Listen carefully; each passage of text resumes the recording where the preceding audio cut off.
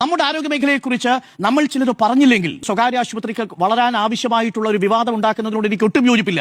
അതൊരു കാര്യം. ഈ വാർത്ത പുറത്തു കൊണ്ടുവരുന്നതിനോടൊപ്പം അത് പറയണം എന്ന് തന്നെയാണ് എന്റെ പക്ഷം. രണ്ട് കാര്യങ്ങൾ മാത്രം പറഞ്ഞ് അവസാനിപ്പിക്കാം. ഒന്ന്, പ്രത്യക്ഷത്തിലും പരോക്ഷവുമായിട്ട് ആരോഗ്യ മേഖല കഴിഞ്ഞ വർഷങ്ങളിൽ കൈവരിച്ചിരിക്കുന്ന നേട്ടങ്ങൾ എണ്ണി പറഞ്ഞാൽ പ്രാഥമികാരോഗ്യ കേന്ദ്രങ്ങളെ കുടുംബാരോഗ്യ കേന്ദ്രങ്ങളാക്കി മാറ്റിയത് ഒരു വലിയ വിപ്ലവം ആരോഗ്യ മേഖലയിൽ ഉണ്ടാക്കിയിട്ടില്ലേ? പൊതുജനാരോഗ്യ മേഖലയിൽ ഉച്ച കഴിഞ്ഞാൽ പ്രാഥമികാരോഗ്യ കേന്ദ്രത്തിൽ നിന്ന് ഡോക്ടർമാർ പോകുമായിരുന്ന അവസ്ഥ മാറ്റി വൈകുന്നേരം വരെ OP സംവിധാനം ഒരുക്കി അവിടെ 2430 പുതിയ തസ്തികകൾ സൃഷ്ടിച്ചാണ് പ്രാഥമികാരോഗ്യ കേന്ദ്രങ്ങളെ കുടുംബാരോഗ്യ കേന്ദ്രങ്ങളാക്കി മാറ്റിയത്. വീഴ്ചയാണോ? താലൂക്ക് ആശുപത്രികളെ സ്പെഷ്യാലിറ്റി ഹോസ്പിറ്റലുകളാക്കി മാറ്റി, ജില്ലാ ആശുപത്രികളെ സൂപ്പർ സ്പെഷ്യാലിറ്റി ഹോസ്പിറ്റലുകളാക്കി മാറ്റി. 10,000-ഓളം ഡോക്ടർമാരെ അവിടെ പുതിയ തസ്തികയിലേക്ക് നിയമിച്ചു. 13 ജില്ലകളിൽ കാത്ത് ലാബുകൾ കൊണ്ടുവന്നു. ഇന്ന് കേരളത്തിൽ ഒരൊറ്റ ജില്ലയിൽ മാത്രമേ കാത്ത് ലാബ് ഇല്ലാത്തതായിട്ടുള്ളൂ. ബാക്കി 13 ജില്ലകളിലും കാത്ത് ലാബ് സംവിധാനങ്ങൾ കൊണ്ടുവന്നു.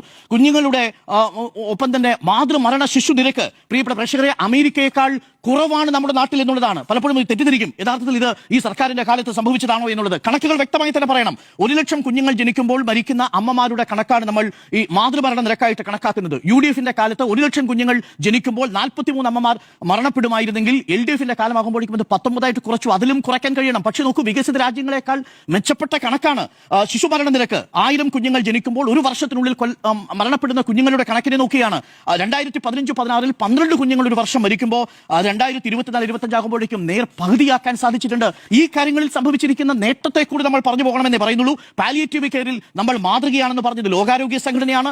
അമീബിക് മസ്തിഷ്ക ജ്വരബാധ നമ്മളെ എല്ലാം ആശങ്കപ്പെടുത്തി.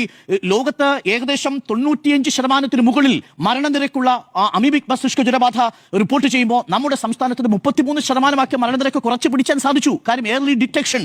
ഇനി നിപ്പ രോഗബാധയുടെ കാര്യത്തിൽ ലോകമെമ്പാടും 70 മുതൽ 90% വരെ മോർട്ടാലിറ്റി ഉള്ളപ്പോൾ നമുക്കത് 33%ത്തിലേക്ക് പിടിച്ചു നിർത്താൻ സാധിച്ചു. ആന്റിവൈറൽ ഡ്രഗ് ഉപയോഗിച്ചു, നമ്മൾ ഏർലി ഡിറ്റക്ഷൻ ഉപയോഗിച്ചു, പ്രതിരോധ സംവിധാനങ്ങൾ ഉപയോഗിച്ചു. ഇതൊന്നും ചെറിയ കാര്യമായി കണക്കാക്കാനേ കഴിയില്ല എന്നുള്ളതാണ് എനിക്ക് പറയാനുള്ളത്. അതുകൊണ്ട് തന്നെ ഇത് മാത്രമല്ലേ, ആരോഗ്യ മേഖലയിൽ നമ്മൾ നേരിട്ട് കാണാത്ത കുറെ കാര്യങ്ങളുണ്ട്, റിപ്പോർട്ട് ചെയ്യാതെ പോയ ചില കാര്യങ്ങൾ, അഥവാ വാർത്തയിൽ വലിയ സാധ്യതകളില്ലെന്ന് കൊണ്ട് ഉപേക്ഷിച്ചു പോയ സാധനങ്ങളുണ്ട്. ഉദാഹരണത്തിന് ഞാനൊരു കാര്യം പറയാം. വൺ ഹെൽത്ത് സെന്റർ എന്ന് പറയുന്ന ഒരു ആശയമുണ്ട്. നമ്മൾ അധികം ആരും ശ്രദ്ധ കേന്ദ്രീകരിച്ചിട്ടില്ല.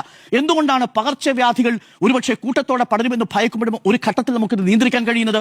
വൺ ഹെൽത്ത് സെന്റർ എന്ന സംവിധാനമുണ്ട്. പരിസ്ഥിതി, മൃഗാരോഗ്യം, പൊതുജനാരോഗ്യം, ഇത് മൂന്നും ക്ലബ് ചെയ്തുകൊണ്ടാണ് ഈ വൺ ഹെൽത്ത് സെന്റർ എന്ന സംവിധാനം പ്രവർത്തിക്കുന്നത്. ഇതൊക്കെ ഈ മേഖലയിൽ നടത്തിക്കൊണ്ടിരിക്കുന്ന വളരെ ശ്രദ്ധാപൂർവമായ ഇടപെടലുകളാണ്.